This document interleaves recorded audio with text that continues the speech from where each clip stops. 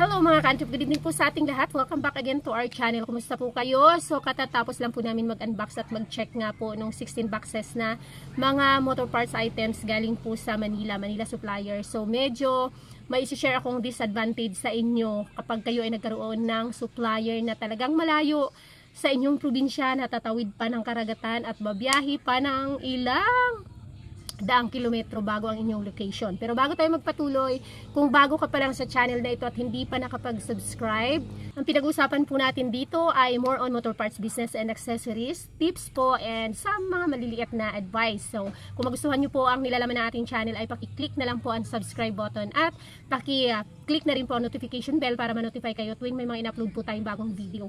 So, medyo stressful ang video natin for today, for tonight's video, dahil nga po yung disadvantage ng pagkakaroon ng malayong supplier. Let's say for example, maraming mga iba, mali. Halimbawa, ang XRM125 Trinity na brake pad, 200 pieces. Tapos pinadalhan ka ng pang mga Wave 125, yung mahaba style, hindi siya pang XRM125 Trinity na single piston. So, paano yun, diba? 200 pieces. Kung marami ka pang stocks ng ganong klaseng brake pad at dinamihan mo nga yung wala ka, tapos pinadalhan ka ng mali, napakalaking problema niya. Number one na problema, yes, open for pallet, pero paano yun? Paano mo load pabalik yung ganun lang naman, isang box na 200 pieces na mga wrong items, di ba? Ngayon, syempre, ang ikaw as customer, as buyer, hindi mo na lang siya ipapabalik kasi open nga naman for return, for exchange, pero masyadong hassle, di ba? Kawawa din naman si ahente, tapos ikaw mamumroblema ka kung paano mo ipapadala.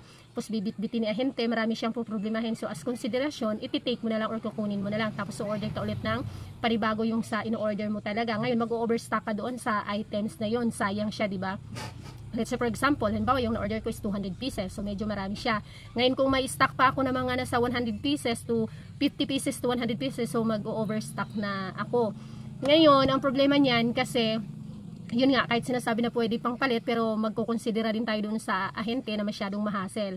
So, yun yung disadvantage. Minsan naman, kagaya niyan, may mga bago, pinadalhan ka nung hindi doon, halimbawa pang Smash 115, tapos ang napadala pang 110. Ngayon kapag pinalo up mo sa ahente, syempre ang ahente hindi naman nag-standby dyan sa office nila, yung mga sekretaryang gumawa ng resibo. So, halimbawa, yan, tulad yan, bago daw ang mga sekretary, bago yung mga nasa bodega, kaya medyo mali-mali yung mga napapadalang items. Yung instead na pang Smash 115, ang napapadala pang Smash 110, o kaya tulad yan, mga pang HD3, ang mga napapadala pang STX, yung mga ganong klaseng problema. So, yun yung kakaharapin yung mga ka-Antrip na mga disadvantages or mga problema kung kayo ay may supplier galing sa Manila na talagang malayo sa inyong probinsya. Pero let's say for example, nasa Laguna ka lang, Cavite, yung mga land travel lang, siguro okay lang yun, kasi pwede mo pa talaga ipa-return or ipa-exchange. Pero kapag ikaw ay nasa Visayas, Mindanao, tatawid ng barko, binabarko pa talaga yung mga natin, mga pangarga, naka-container,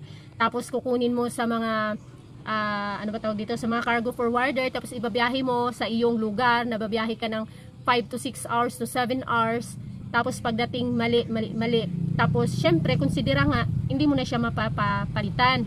Syempre kung halimbawa ang dalawang problema diyan, it's either mag-o-overstock ka or hindi mabenta dun sa lugar mo yung mga ganong klaseng items kasi nga hindi mo siya in-order or kung umorder ka man konti lang, minsan talaga hindi siya yung order mo, mali ang napapadala. Usually na-experience ko yan before pa way back. Kunwari parang nagkamali lang, pero halimbawa kung nakastock sa kanila, like malalaman mo naman yung mga packaging, yung boxes luma na, mga napag-iwanan doon sa bodega nila, ipapadala nila ngayon sa'yo, i-distribute nila doon sa mga customers nila sa mga probinsya. Halimbawa 12 sa akin, 12 sa iba, 12 sa iba, hanggang maubos yung laman ng bodega na lang ganong items na mga slow moving. So yun yung problema, kaya dapat malinaw. Pero kahit na anong linaw nga, kapag ganun yung magiging goal ng bodega na padadalhan kayo, so madalas yan, as shop owner, hindi mo na siya talaga papalitan. Ang i-offer sa'yo ng ahente, sige po ma'am, medyo extend yun na lang ang terms. Nakakahiya naman kung yung particular item lang na yun, ang i-extend mo ang terms compare doon sa mga kasabayan niya, diba? At ang pinaka problema doon kasi, wala kang stocks ng order na in-order mo. Kasi umorder ka nga tapos pinadalhan ka ng mali. What if hindi mabenta sa'yo yung mga ganong klaseng pyesa na mga pang particular motor na yon?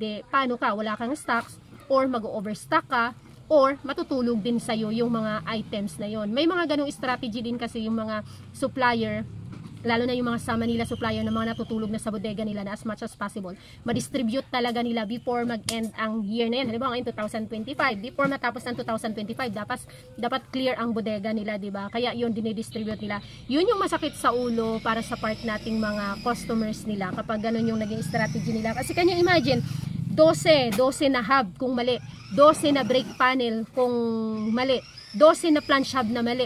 Eh kung wala na nga mga ganung klaseng mga motor doon sa lugar ninyo or area ninyo, di ba? Sayang naman, matutulog lang siya.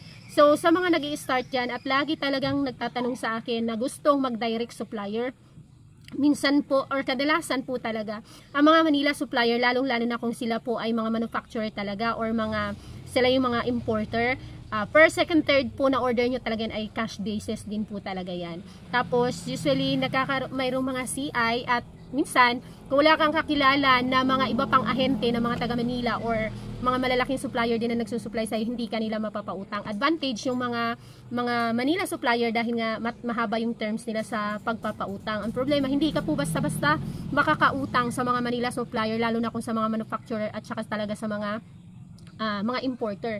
So kagaya dito, may ahente na pumunta dito, iniwanan ako ng price list at sila mismo ay manufacturer. The problem is, since bago ako na magiging customer nila, ay i-CCI kanila, tapos cash basis ang per second, third. Ngayon, syempre nag-aalangan ako dahil cash basis siya, sayang naman, meron naman tayong mga napag-uutangan. Nga lang, mahaba ang terms at medyo mas mura talaga. Sabi naman ng isang ahente sa akin ay pag CI ay babanggitin ko lang din yung kanilang company, sila as supplier para ma-approve ako at sila na rin ang mag-a-assure para doon sa terms. Pero yun ka mga ka-trips sa mga baguhan, isa din yan kahit hindi po Manila supplier. Ang kagandahan lang kapag may supplier kayo na within the city lang, na malapit lang sa inyo, madali siyang papalitan. Kagaya halimbawa sa amin, may mga supplier naman kami na malapit lang, napakadali niyang papalitan kung mali ang item na kanilang napadala or mga items na naipadala doon sa mga in-order mo. Napakadaling papalitan compare kapag sa Manila ka pa talaga umorder, masyadong hassle. So ang tendency, iti-take mo na lang talaga yung mga maling items na yon. So halimbawa, tulad yan, may stock ka na 200 pieces, halimbawa na brick shoe, tapos mali kuno yung napadala din na brake shoe, anong gagawin mo? Kailangan maipadala mo pabalik yung 200 pieces na brake shoe plus the brake pad, diba? Masyado ng hassle, kaya iti-take mo na lang. So yun yung isang problema kapag malayo ang inyong supplier. As baguhan or nag-start, wag po muna tayong mag-aim, lalo na po kung halimbawang hindi pa natin masyadong gamay ang ganitong business, kasi hindi po pa may experience. Ang mga ahente po, bibigyan kanya ng lahat ng mga items as much as possible na pwedeng mailagay sa iyong shop or sa iyong tindahan. Mayroong mga tayong tinatawag na area na mga ka-antrep, yung kumbaga sila, ano ba tawag dito, hindi ko maisip yung terms, kumbaga dominated na area. Halimbawa mga ka-antrep, El Nido Norte, Supremo doon ang mga malalakas na mga motor team X155. Halimbawa naman dito sa atin mga ka-antrep, dito halimbawa sa amin konti ang Supremo, so hindi ka mag-stock. Ngayon kung ang magde-decide doon si ahente lang, pwede kanyang padalhan. Kung halimbawa doon sa La Union, sa Pangasinan, malalakas yung mga ganitong motor, pag sinabihin mo na ikaw nang bahala, basta yung mga fast moving, wag kang magtitiwala sa ganun. Dapat alam mo from yung as nag-i-start ka pa kung ano mga motor ang mga malalakas diyan sa inyong lugar or kung ano mga available, kasi iba yung mga mabebenta or malalakas sa bandang ganung klaseng lugar kaysa sa inyong lugar. Dapat alam mo yung sa lugar nyo, hindi yung sa ibang lugar, kasi baka mapadalhan ka ng mga items na bihira pala doon sa inyo. Let's say for example sa mga RS100 doon sa bandang Luzon, malalakas yun, RS110. Pagdating dito, wala. Paano kung inasa mo yung order mo sa ahente at padadalhan ka nun ngayon ng mga tag 24 na hub panel, planch hub, mga ganun-ganun, wala dun sa lugar mo. Anong gagawin mo? Ibabalik mo. Pwede din naman, pero baka madismaya din naman sa'yo ang ahente, kasi nga sabi mo siya nang bahala, tapos ngayon ipagbabalik mo yung mga items at papalitan mo. Baka hindi na rin iserve sa'yo.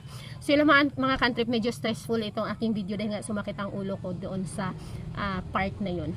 Thank you so much. So kahit hindi masaya ating video, ay sana may natutunan kayo, sana i-share ko sa inyo sa video na ito. Please follow and share, at sa mga hindi pa nakapag-subscribe, paki-subscribe po. May Facebook page po ako, Ann Bailio at Rasmoto po. Thank you so much. Bye-bye.